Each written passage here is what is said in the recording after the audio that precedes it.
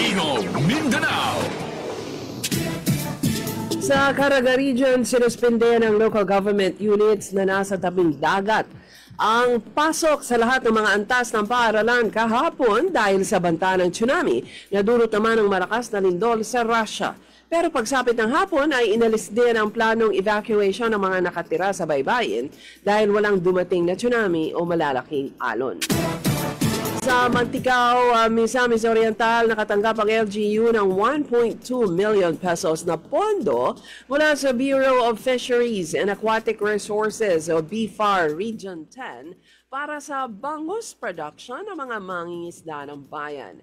Ang pondo ay sa ilalim ng National Bangus Development Program o NBDP. Pinakalayunin nito ay mabigyan din ng pangkabuhayan ng mga mangingisda at makatulong sa Food Security Program ng pamahalaan. Sa Zamboanga City, nagpalabas ng advisory ang city government sa posibilidad ng pagbagsak ng debris o bahagi ng rocket na pinalipad ng China. Ang mga bahagi ng rocket ay posibleng bumagsak sa pagitan ng Zamboanga at ng Palawan.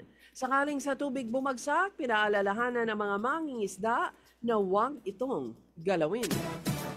Sa Zamboanga City pa din, nakatakdang lisanin ni Western Mindanao Command Chief Lieutenant General Antonio Navarrete ang kanyang posisyon matapos na siya'y italaga bilang bagong Commanding General ng Philippine Army. Papalitan ni Navarrete si Philippine Army Chief Lieutenant General Roy Galido. Silang dalawa'y parehong nagsilbi dati bilang commander ng 6th Infantry Division ng Maguindanao del Norte. Tigong Mindanao.